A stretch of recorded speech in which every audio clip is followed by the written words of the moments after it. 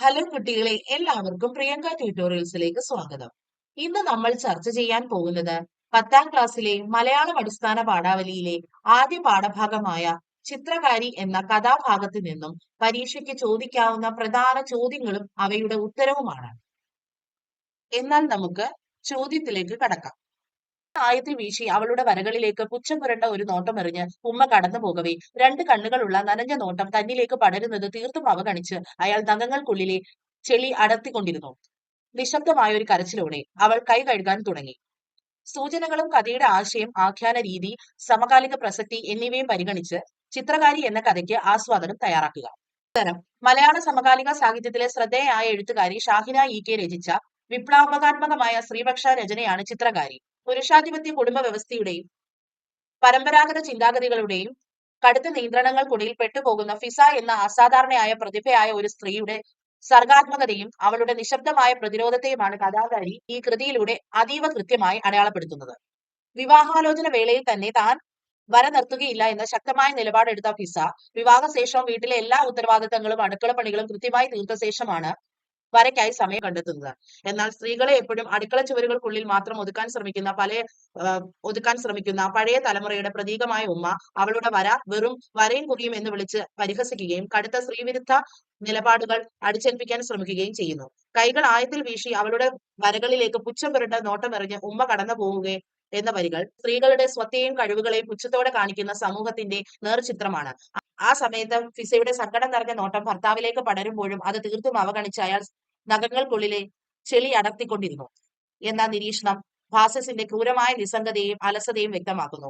ഭാര്യ അനുഭവിക്കുന്ന മാനസിക സംഘർഷങ്ങളെക്കാളും അവളുടെ കണ്ണീരിനേക്കാളും അവന് പ്രാധാന്യം സ്വന്തം നഖത്തിലെ അഴുക്ക് കളയുന്നതാണ് എന്ന ചിന്ത പുരുഷന്റെ സ്വാർത്ഥതയും ഇടുങ്ങിയ ചിന്താഗതിയുമാണ് വെളിപ്പെടുത്തുന്നത്.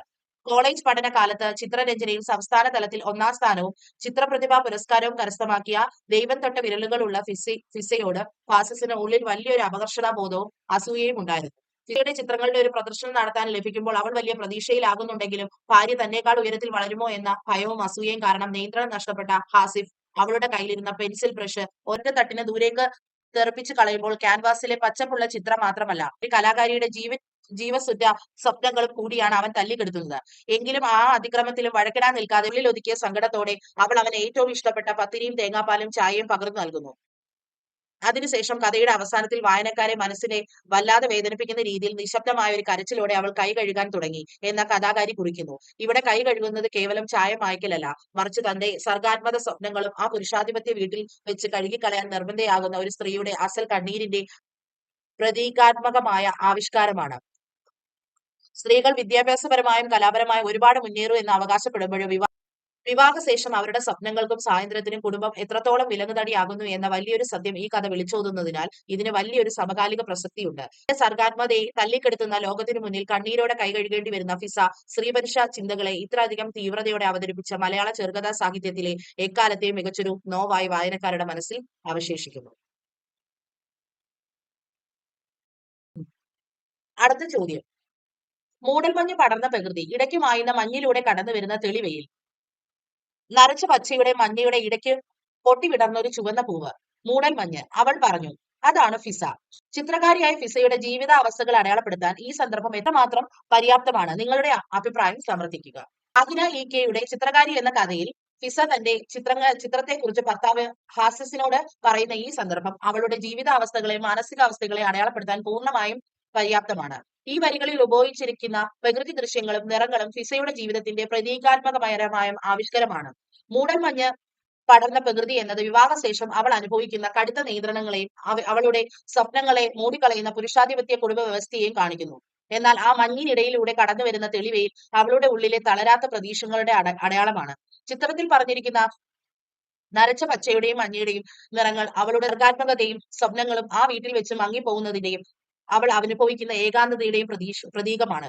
എങ്കിലും എല്ലാ പ്രതിസന്ധികൾക്കും അവഗണനകൾക്കും ഇടയിൽ ഇടയ്ക്ക് പൊട്ടിവിടർന്ന ഒരു ചുവന്ന പൂവ് പോലെ തന്റെ സ്വത്വവും സ്വാതന്ത്ര്യവും കാത്തു സൂക്ഷിക്കാൻ ശ്രമിക്കുന്ന ശക്തിയായ ഒരു പെൺകുട്ടിയാണ് താനെന്ന്, അതാണ് ഫിസ എന്ന ഒരൊറ്റ വാചകത്തിലൂടെ അവൾ വ്യക്തമാക്കുന്നു.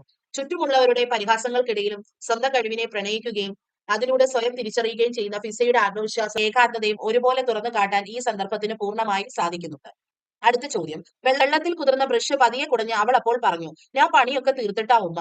മുകളിൽ നൽകിയ കഥാസന്ദർഭങ്ങളും കഥയും വിശകലനം ചെയ്ത് എന്ന കഥാപാത്രത്തിന്റെ നിരൂപണം തയ്യാറാക്കുക. സർക്കാരി എന്ന കഥയിലെ കേന്ദ്ര കഥാപാത്രമായ ഫിസ പുരുഷാധിപത്യ കുടുംബ വ്യവസ്ഥിതിയുടെ കർശനമായ നിയന്ത്രണങ്ങൾക്കിടയിലും സ്വന്തം സർഗാത്മകതയും സ്വത്വത്തെയും ധീരമായി മുറുകെ പിടിക്കുന്ന ഒരു യഥാർത്ഥ കലാകാരിയുടെ പ്രതീകമാണ്.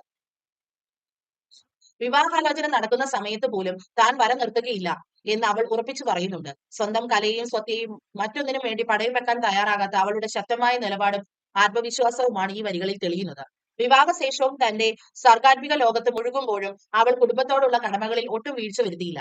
താൻ പണിയൊക്കെ തീർത്തിട്ടാ ഉമ്മ എന്ന് വെള്ളത്തിൽ കുതിർന്ന ബ്രഷ് പതിയെ കുടഞ്ഞ് അവൾ പറയുന്ന സന്ദർഭം വീട്ടിലെ ഉത്തരവാദിത്തങ്ങളും അടുക്കളപ്പണിയും കൃത്യമായി പൂർത്തിയാക്കിയ ശേഷമാണ് അവൾ തന്റെ വരകളിലേക്ക് തിരിയുന്നത് എന്ന് വ്യക്തമാക്കുന്നു. ഭർത്താവിന്റെയും ഉമ്മയുടെയും നിരന്തരമായ പരിഹാസങ്ങൾക്കും കുത്തുവാക്കുകൾക്കും മുന്നിൽ അവൾ പാലിക്കുന്ന നിശബ്ദത അവൾ കീഴടങ്ങലല്ല, മറിച്ച് ചുറ്റുമുള്ളവരുടെ ഇടുങ്ങിയ ചിന്താഗതികളോടുള്ള ശക്തമായ പ്രതിഷേധമാണ്. ഒടുവിൽ ഭർത്താവിന്റെ അസൂയയാൽ തന്റെ സ്വപ്നങ്ങളും ചിത്രങ്ങളും തകർക്കപ്പെടുമ്പോൾ വഴക്കിടാൻ നിൽക്കാതെ ഉള്ളിൽ ഒതുക്കി സങ്കടത്തോടെ നിശബ്ദമായി കരഞ്ഞു കഴുകുന്ന ഫിസ വായനക്കാരുടെ മനസ്സിൽ വലിയൊരു നോവായി അവശേഷിക്കുന്നു. ഈ പാഠഭാഗം നിങ്ങൾക്ക് ഇഷ്ടപ്പെട്ടുവെങ്കിൽ കൂടുതൽ ലളിതമായ പഠന വീഡിയോകൾക്കായി പ്രിയങ്ക ട്യൂട്ടോറിയൽ സബ്സ്ക്രൈബ് ചെയ്യൂ.